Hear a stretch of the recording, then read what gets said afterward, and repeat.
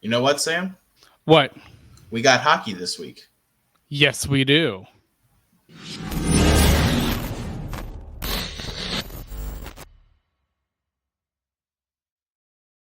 All right, we're back with another episode of the Caniac Report. Man, I have been wanting to use that for quite some time, Sam, because we are finally at video. And we even have a live studio audience, as you can see my dog poking her head up in the back. I know it's already feeling like home, basically. Even though I'm kind of getting used to this is kind of our second take, isn't it? Because I forgot to do the intro. Yeah, this is second take. And they finally get to see us, and we finally get to do it live on YouTube. So this is fun. It's going to be exciting. It's going to be enjoyable. And I'm looking forward to doing this more often. Meaning you can finally see Sam do all the goofy stuff that he's done in the past without the video. But now you see him. So now I have to behave myself. Sure. They'll see your true colors eventually, Sam. They will. So, Sam, we have a great partnership with who is it, Sam? Good old SeatGeek. If you want to go watch the failing Carolina Panthers play a game, they're already cheap. Make it cheaper. $20 off your first purchase on SeatGeek if you use promo code Caniac Report, all one word. Or if you want to go see some Hurricanes games, season's getting ready to ramp up. We got a preseason home game this Friday. You can go watch a hockey game this Friday at Lenovo Center. So if you want to go watch a game, use promo code Caniac Report, get $20 off. Preseason games are probably already a little cheaper. Save yourself a little bit of money. If not, home opener October 11th. You have no excuses not to be there because you've got our promo code to give yourself a discount. Exactly. And we know the homeowner is one of the best games throughout the entire season. So it's a great deal. Really is. And we also have a link for donations. So if you feel like you want to donate to us, there is a link for that in all of our episode descriptions. And that's pretty much it for the normal podcast stuff. And Sam, we still have some league wide stuff that we need to cover. Detroit securing their future and their present, of course, with the signings of Moritz Seider to a 7-year deal, $8.55 million contract. He got 9 goals, 33 assists, 42 points total this past season. Lucas Raymond, obviously a core piece, is another player they signed. 8 years, $8.075 million, 31 goals, 41 assists, 72 points. I like the Lucas Raymond contract probably a bit more than the Seider contract, if it was up to me. Yeah, I think those are, I think in general, they're pretty decent contracts. They lock up a key piece of their blue line and a key piece of their forward group. Like I said before, Detroit is moving in the right direction, and now they're locking up their talent, and that's important. Yes, and apparently, from what I heard from Elliot Friedman, is that with obviously the Detroit Red Wings general manager Steve Yzerman, they were trying for 8, but Seider wanted around 9 million, and I mean, did not want to budge there. Yzerman did not. Yzerman never budges. He never budges. No, he doesn't. Sounds like a Hurricanes owner. Yeah, to be honest, a that's little fair. bit does. But good for Detroit. They really needed to lock up those two core pieces for Detroit. And Sam, Dallas was doing some stuff too. They an extension was in place for Issa Lindell, 5 years at $5.25 million contract. I like that contract a lot. Yeah, I think he's a that's a great team player. friendly deal.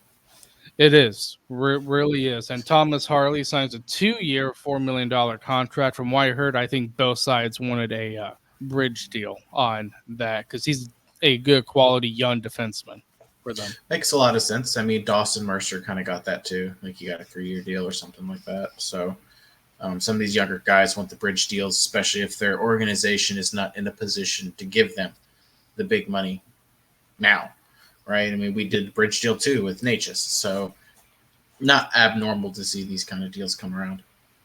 No, especially when obviously things are kind of getting prepped up as the training camp was right around the corner I believe Yeah. it just started probably right when the Detroit and Dallas signings of those players happened. So that's pretty much it, I would say, for NHL news and Hurricanes news. Sam, we got an update on William Carrier from Brendan Moore. Sounds like he is going to be okay. Sounds like they dodged a bullet. Yep. Yep. That's what it sounded like. Sounded like he's going to be okay in a couple days. And it's short term. Scott Morrow, similar. He just sounds like he's just sick. So these guys will be fine and ready to go for training camp. And we get a look at them. First game is tomorrow as you're listening to this.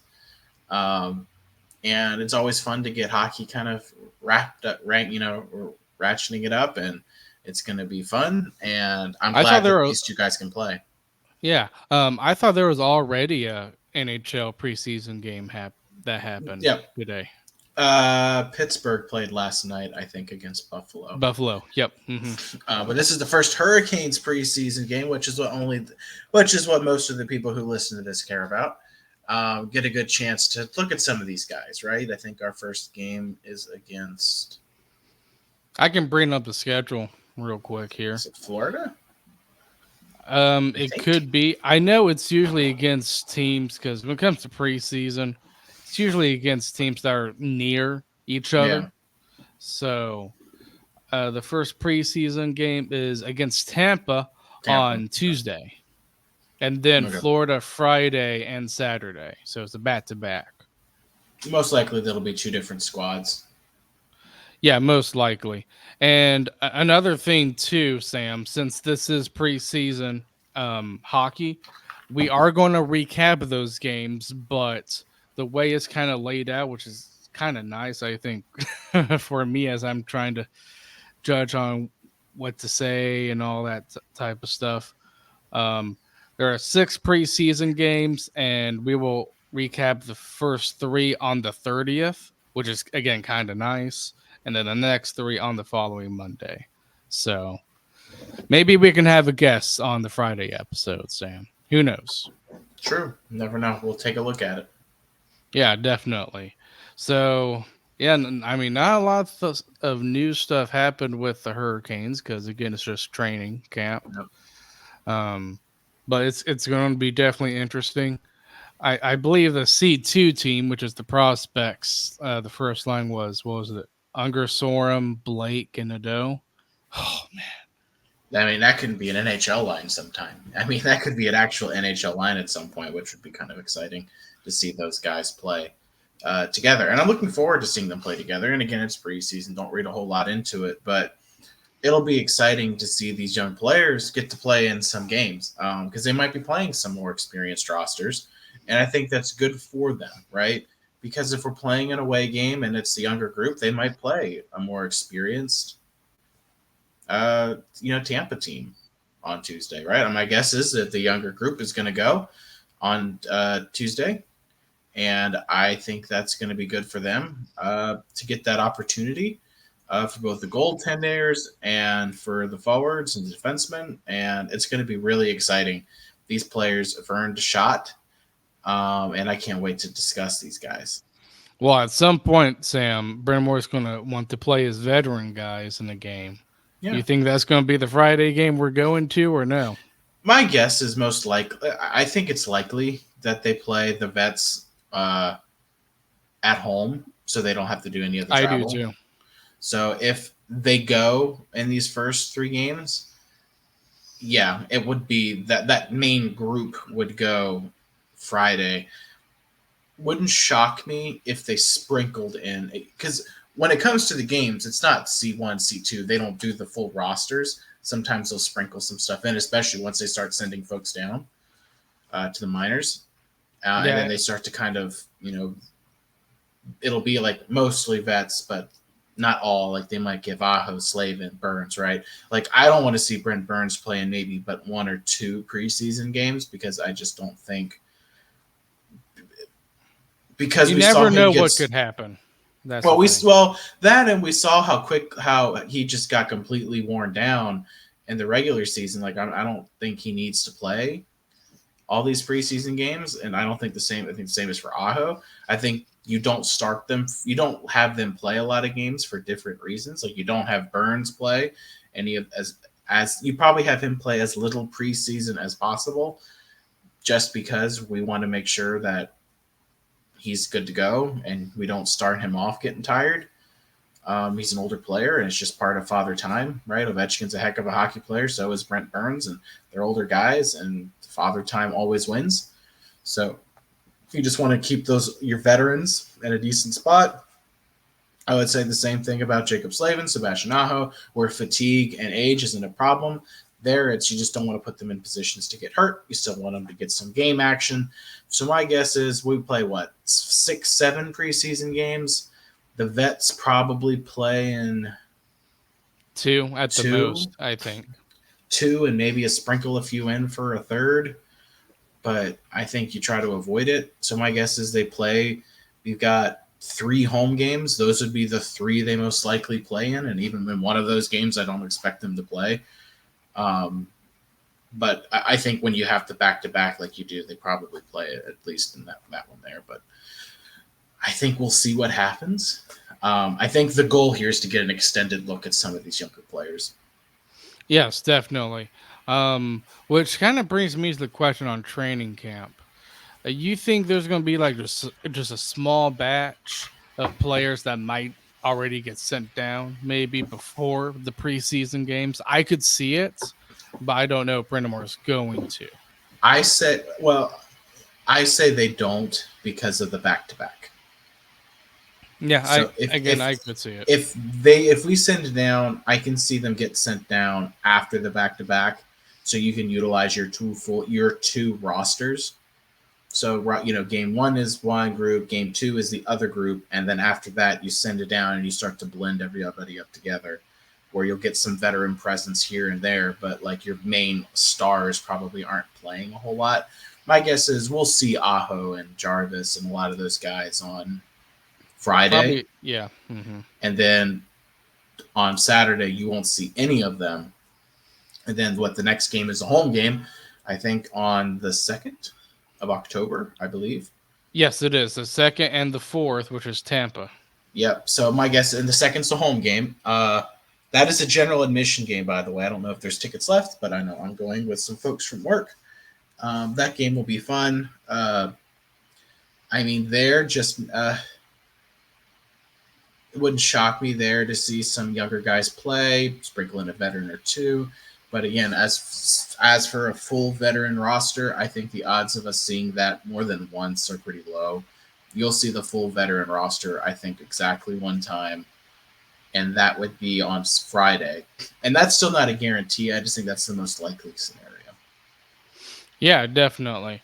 So we'll see how training camp continues, whether there might be just a small group. I probably just, at the most, if someone is getting sent down, probably just a few players that we know aren't going to make the team. Yeah. But I expect a big group to be sent down after the 3 games this week. Yeah, and that's when you start to see, you keep like the guys like Trikazov, Nadeau, Blake, Felix Undersorum, Morrow, like guys that are like on the cusp of making the roster, like they'll stay up because they'll play most, if not all, of the preseason games from there on, because you're going to want to give like Slavin and Aho and Svechnikov and Jarvis. You don't want them to play much more than like 1 or 2 games max, because they don't need that much to get into things. So it's a matter of keeping them healthy as well as trying to get them like ready to go. So we'll see what happens, but I think expecting Aho and Jarvis to play more than 2 isn't realistic. I think they play 2, and Friday I think that's being the most max. likely. Yeah, and I think Friday makes the most sense, and then maybe Saturday against Nashville, which is the last preseason game. Yeah, whatever the last home game is the last one that I would say you play them in. So that way, or the last, if it's not a home game, if it's an away game or whatever, you make sure that whatever that last game is when you want to have most of your starters play, because they need to get ready for the home opener, which is that next Friday. So you just want to make sure you're ready. And Sam and I, we both have off that day, and who knows, maybe we'll try and do a tailgate that day. Yeah, who knows? But yeah, that's pretty much it for training camp and news in general. Now we're going to get to our official season preview of the Carolina Hurricanes. But before we do, let's get to a couple of our sponsors. TD Tutty, taking it to the house. Whatever you call a touchdown, they matter more at DraftKings Sportsbook, an official sportsbook partner of the NFL. Ready to place your first NFL bet? Try betting on something simple like a player to score a touchdown. Ready to do a touchdown dance of your own? Score big with DraftKings Sportsbook, the #1 place to bet touchdowns. Download the DraftKings Sportsbook app and use code THPN. THPN for new customers to get $250 in bonus bets whenever you bet just $5 and get 1 month of NFL Plus Premium. Only on DraftKings, the crown is yours. Gambling problem? Call 1-800-GAMBLER. In New York, call 877-8-HOPE-NY or text HOPE-NY 467-369. In Connecticut, help is available for problem gambling. Call 888-789-7777 or visit ccpg.org. Please play responsibly. On behalf of Boot Hill Casino and Resort in Kansas, 21 and over. Age and eligibility varies by jurisdiction. Void in New Hampshire, Oregon, and Ontario. Bonus bets expire 168 hours after issuance. For additional terms and responsible gaming resources, see dkng.co/ftball. NFL Plus Premium offer available only to new and former NFL Plus subscribers. Additional NFL Plus Premium terms at nfl.com/terms. This show is sponsored by BetterHelp. I remember when I was young, I loved to learn to play guitar. As I got older, though, that time was starting to diminish. Then I realized that one of the pros to therapy is that it can help reconnect to the hobbies, like playing the guitar, I had as a child. Therapy is very useful because there is always someone there to listen to you, regardless of what season of life you are in. It's very convenient because it can be flexible and suitable to your schedule. Rediscover your curiosity with BetterHelp. Visit betterhelp.com/THPN today to get 10% off of your first month. That's BetterHelp, HELP.com/THPN. All right, Sam, our official season preview. So, what we're going to do first, we're going to be doing a little bit different than we did with the other teams when we analyze the Metro teams. We're going to rank the prospects because this is an interesting season with some of these prospects maybe making it, maybe not, with one being the most likely, and we're going to kind of state our reasons why. So, Sam, I think there are 5 prospects to me that I could rank, and if you want to write down Scott Morrow in there, I forgot to put that in our show notes, but we're going to rank. I think it's fair even putting Scott. I think we can agree that Scott Morrow is ranked 5th, even though he's not listed in the show notes. And I think it's not because he's not ready to play or he can't play. It's just there's no room for him on the roster, right? Because Goss Despair won't be benched. Chatfield won't be benched. Slavin won't be benched. Walker won't be benched. Burns won't be benched. I mean, none of these guys are going to get benched. For Orlov won't be benched. None of these guys are going to be benched for Morrow, right? But he's available, and he'll be the first guy that gets called up if there's an injury. And we know, it is an 82-game season. Yeah. So there's going to be injuries. Yeah, he'll play this year. He will play. He'll get some games because there will be at times someone's hurt or you'll get closer to the playoffs. People won't play. People can have their opinion on whether or not Burns should be benched toward the end of the season to keep him rested. I'm sorry, but after he played so awful in the playoffs, I don't think that's a question. I think you're going to have to.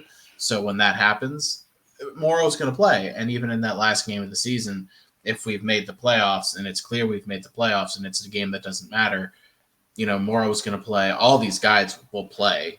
It's just, and even some others will play because you want to bench your guys so they don't get hurt. So what happened to Foss doesn't happen to somebody else. Yep, exactly. So number 4, who do you think is the 4th likeliest to probably make the team? I think it's, for me, Gleb Trigazov. I'm going to bump Jackson Blake down there. Oof. You're high on Trikazov, aren't you? It's not, he was the best player in the prospect camp, and I think that means something. So that's why I'm going to give him a little bit of a bump. Not because it's not because Jackson Blake isn't good or Unger Storm's not good, whatever. They're not like these guys aren't good, and I'm only bumping Jackson Blake down 1. I put him at 4. It's not because of anything he did wrong, but because of everything Trikazov did right. He led the group in points. Dude could score like a machine.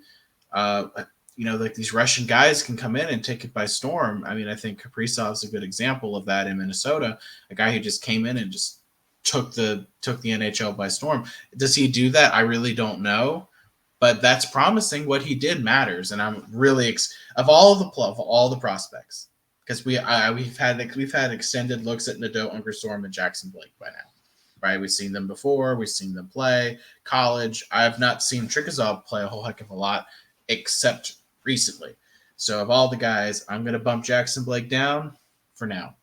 He's my number 4. Okay, Trikazov's my number 4. So that's where things break in terms of similarities on our prospect rankings. So number 3, well, I know. Let me give my case on Trikazov. While he did well, rookie showcase, it is just rookie showcase. And second, the biggest thing is how does he do during training camp? So that's just my reasoning. But number 3, who do you have? Felix Unger Storm. Over Yeah. Gleb Trikazov. I have Felix Unger Storm at number 3. From my understanding, again, I wasn't. I need to see more from him. I feel like a player like him should have what we saw from Trikazov. We should have seen from Felix Unger Storm, right? He's a guy who's been playing with men. He knows how to play the game. He's a little older now. I mean, I don't know. I would have liked to have seen a guy who's been playing over in an adult league take over some games a little bit more. He had a very good rookie showcase. But right now that's kind of where I'm gonna sit him. And again, it's not because he did anything wrong, but because another guy just shone so bright that I have to reward that kind of talent and that kind of and I have to reward it. It's again, I'm not bumping him back because I don't think he's good or I don't think he's going to make the team, but because I think we're going to have a lot of tough decisions. Very interesting. So for me at number 3, I have Jackson Blake. Now, again, part of this stuff, I do like research on like elite prospects, Dober prospects, all these scouting websites. And Jackson Blake, while he does have some promise, I don't think he produced much during the rookie showcase. But again, I'm treating him fairly as I do with Trikazov. Not going to take much out of it, but I don't see Jackson Blake making this team. I just don't. So the next player, Sam, number 2. Gleb Trikazov. So I bumped him up to number 2. Number 2. Interesting. I think when you go in and you just light it up, right? I mean, he lit it up unbelievably well. The guy's got talent, and I think you reward talent, and I think that's something that this roster is missing. After you get off the first line, you start to kind of feel like, yeah, like where's the talent? Where's the guys who are going to provide you that scoring other than Aho, Svechnikov, Jarvis? You've got Natchez, but other than that, I think you're lacking, severely lacking with talent. And I think he's got a lot of talent, and he showed he's got a lot of talent. Could this be a bust? Yeah, I think he could be a bust. He might not show anything at all in the prospect camp, and I'll look like an idiot, but I've only seen this, and he's another guy who I'm going to assume was playing over in Russia, and he was been playing with men then, that means, and dude's shown now that he came over here played with some kids his own age and just dominated the game. I think he earned a bump up to number 2. So I think he's going to be a guy they really look at, and he might make it hard. He might make it really hard. Yes, he might. Again, I think from what he did in the rookie showcase does put him in Brendan Moore's mind somewhat. But to me, number 2 and number 1 are to me just right there. I could see both on my list appearing on opening night. And to me, number 2 is Felix Ungersorum. So he did get a few points in the rookie showcase. And from what I've heard, he is a very, very good skater. From what I've heard also during training camp, he's been doing pretty good as well. So I have him at number 2. But I think you and I probably have number 1 being the same. So let's just go ahead to number 1, Sam. Who do you have? Bradley Nadeau. Yep, same here. He was our first round draft pick last year. He has been impressive in college. I'm so excited to see Bradley Nadeau play. He's a skilled player, good shot, good passing ability, all around really solid player. And he can provide some talent to this roster. Again, I think you're lacking in talent after you get off your first line, right? You have Natchez, Jarvis, Svetch, and Aho. You got 4 players with some talent, but after that, it becomes a little bit of problematic, right? You don't have those. You don't have guys who are known for providing you offense on your bottom 6, right? Stahl, Martinook, and what will it be? I don't know, Carrier or whatever. You've got Jack Roslovic. That's a risky, that's a guy that you just don't know what you're going to get yet.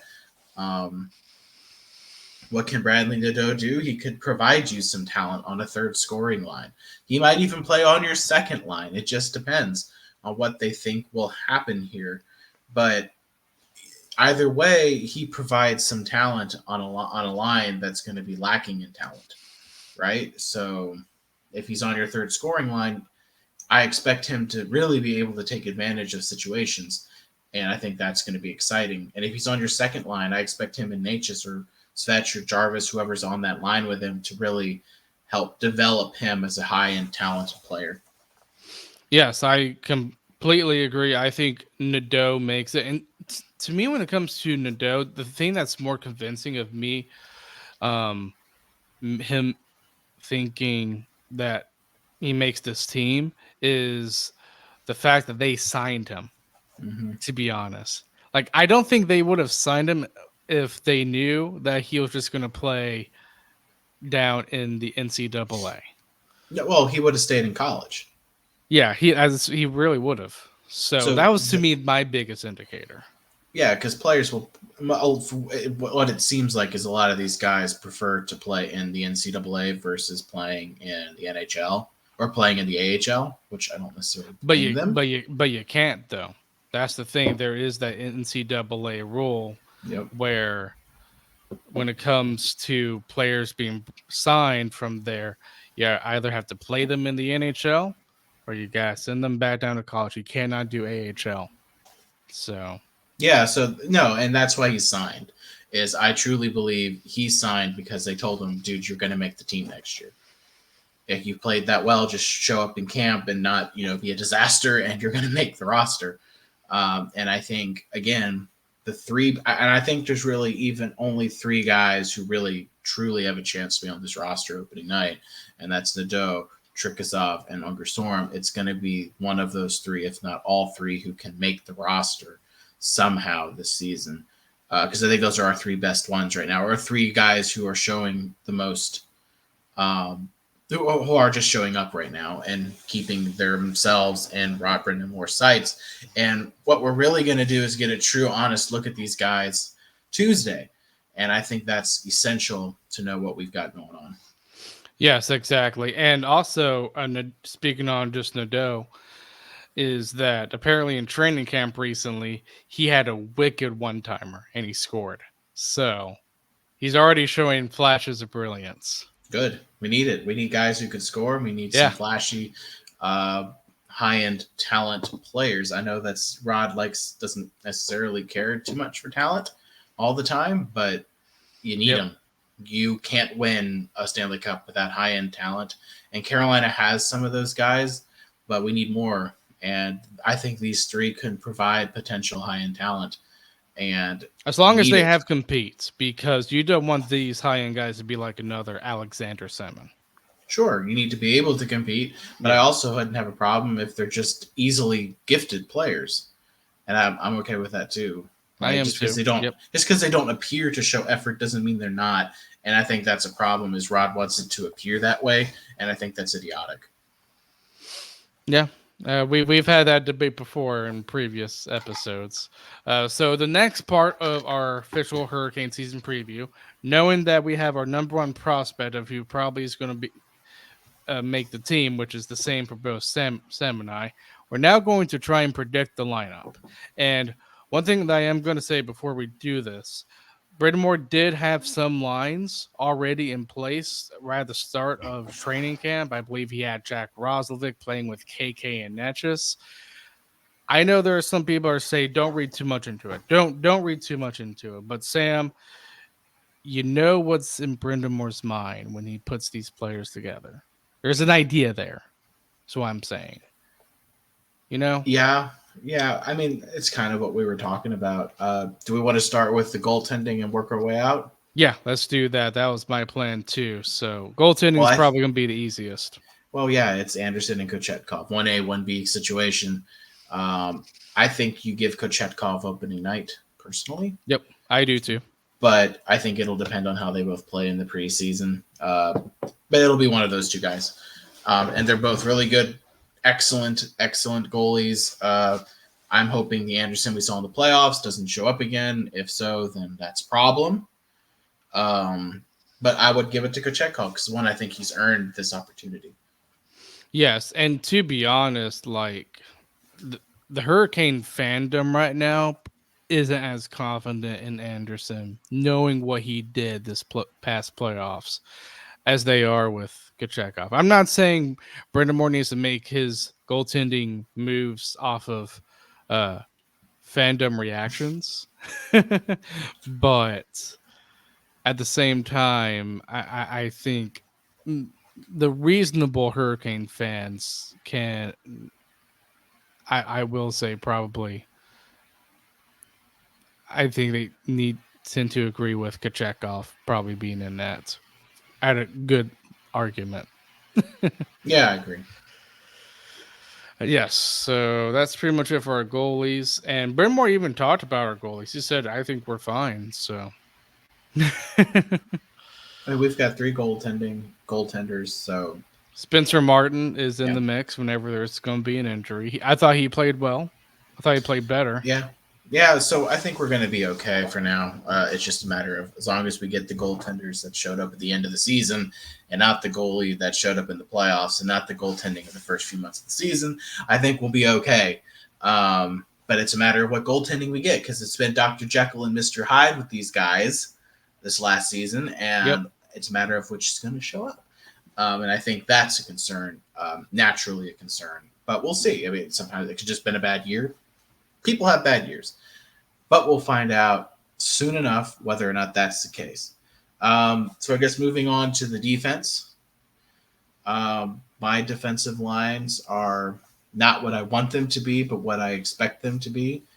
It'll be Slavin, Burns, Orlov, Chatfield, Morrow, Gostisbehere.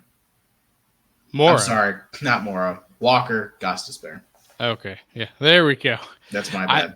I have the same parents too, and that's what Brendan Moore I think started with during training camp too. Both Ghost and Walker, 2 former Flyers actually. If you think about it.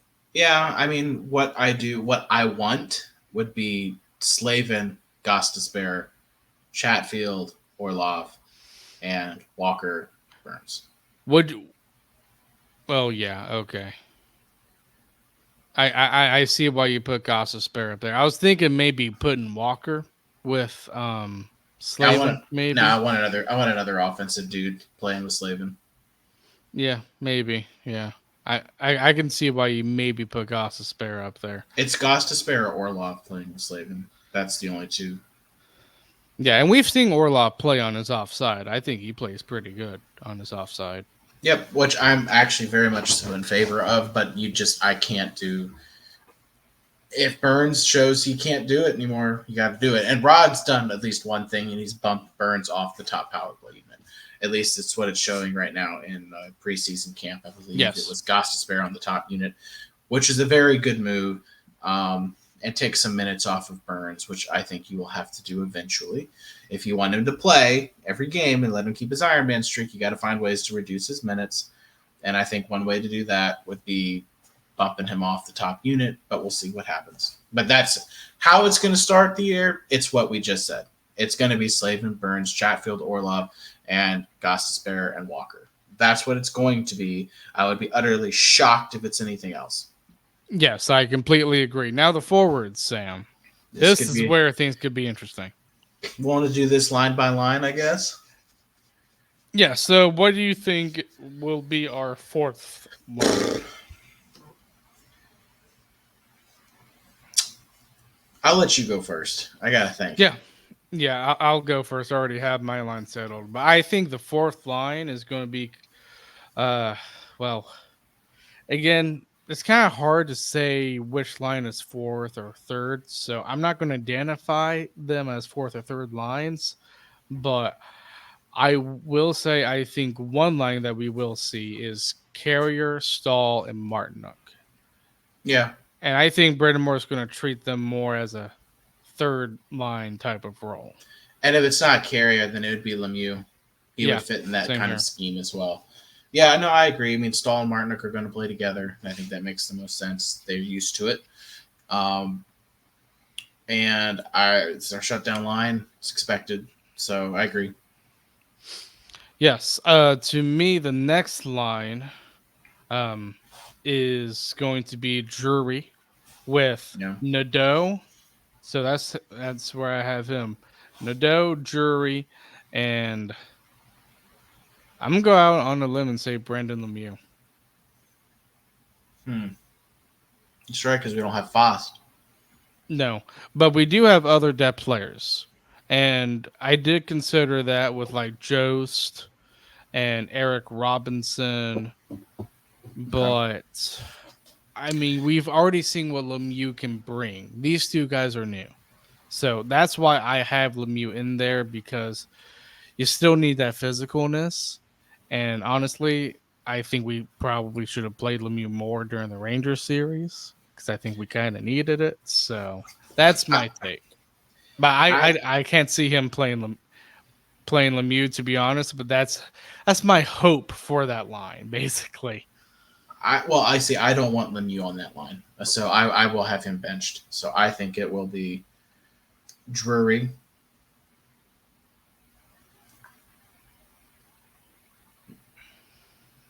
Drury. This is tough, isn't it? Yeah, Drury, Trikazov,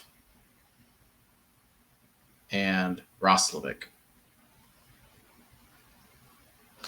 You're going to have two prospects in this lineup, I'm guessing. So that's very interesting.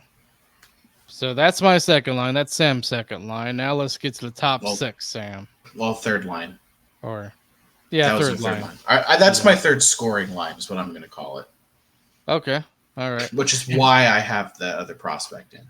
Yeah. Honestly, you never know. I mean, I mean that line to me is a little bit up in the air other than Drury himself. Let me do this. It's Drury, Roslovic, Trikazov / Felix Ungerstorm. It would be one of those other two guys.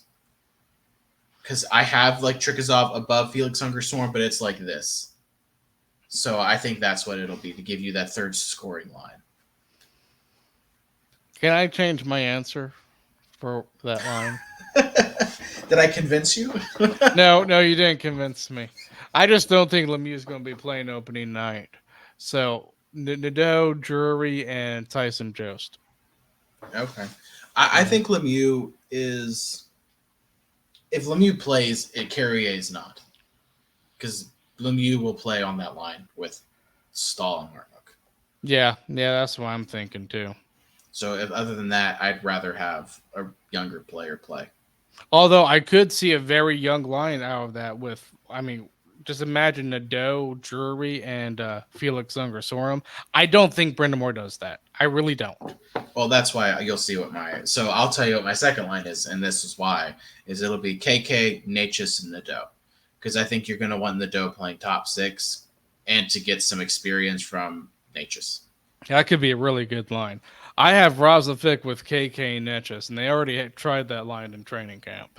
That's why. Yeah, it's possible. I think having, but the reason I'm doing it that way is because I think it's possible we have 2 rookies on this roster, and if that's the case, I would spread the vets out. Yeah, I can see why. And not put 2 rookies on the same line. I'd rather have one up and one, like one on one line, one on the other line, which is why Roslovic plays third line. Yeah, definitely. And I believe you and I have the exact same first line. Aho, Fetch, and Jarvis. Yeah, because you need a guy like Jarvis who can bully people around, put the puck in the net. You've got your goal scorer in Jarvis, and he's also a tough little guy too. And you've also got Fetch, who throws his body around. Yeah, and then you've got Aho, who's going to be your captain one day, and your elite all-star. Yep, and the last thing we'll do this pretty quickly here, but Sam, we did this for the other teams in our Metropolitan episodes where we analyzed those teams. Offensive, defensive, and goaltending ratings. Where would you have the Hurricanes at? Offense, B plus, maybe.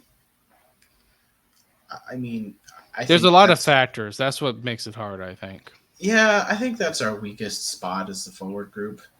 So I think a B plus is fair. I think that could turn into an A, but I'm going with B plus right now. For me, when it comes to offense, I am actually going with just a straight up B. Okay. Yeah. Defense, A, flat A.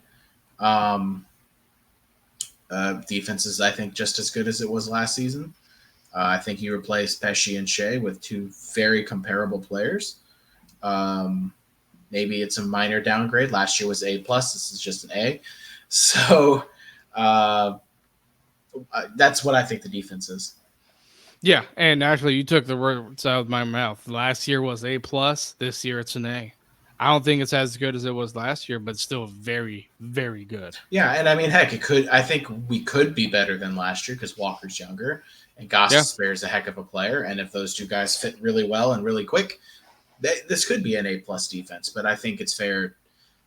I think it's fair to Pesce and Shea to say that Walker and Gostisbehere are still downgrades. I don't think they're as crazy of a downgrade as other people would like to make it out to be, but Gostisbehere is a heck of a player, and so is Walker. So I think those are very good replacements for those 2 guys on better contracts and cheaper. So I think you come out close to even, but again, A plus to A, that's marginal. I think you're fine. Yeah, goaltending. I wish I could put a question mark as an answer, but I'd probably do a B minus. Yeah, B minus, C plus, just until we see what we get. Yeah. Because I'm not doing extreme grades with this goaltending because I don't know. Well, it's like Dr. Jekyll and Mr. Hyde. Like I said before, you just don't know what you're going to get. Are you going to get the Kochetkov that is just lights out elite guy, the Anderson that's the lights out elite player, or are you going to get the Freddie Anderson who allows people to score from behind the red line, right? You don't know what you're going to get from these guys, and consistency is what I want to see this year, right? If we're losing games, but our goaltending isn't the problem, that's a different situation, right? We lost games in the playoffs because of our goaltending. What I want to see this season is consistency from Kochetkov. Anderson's not a factor because he's out after this year, right? I don't think we sign him again unless he wants to come in at a lot lower dollar amount as a backup. And even then, I don't even know then if I don't try and go get another goalie. Yeah, I agree. We'll see how both Anderson and Kochetkov do. But last season we saw both of them playing at their worst and both of them playing at their best. So I think the answer is going to be Kochetkov, but we'll see. I think you would agree with that, Sam. So yeah, has to be Kochetkov. Yeah, I agree. So how do you feel, Sam? First video episode down. First video episode down. We'll have another one right before that'll drop on the day of the first preseason home game. So exactly. We're excited about that. That's going to be fun to do that. I cannot wait. I know. For Friday. I can't wait either. It's going to be so much fun. So we will see you guys Friday.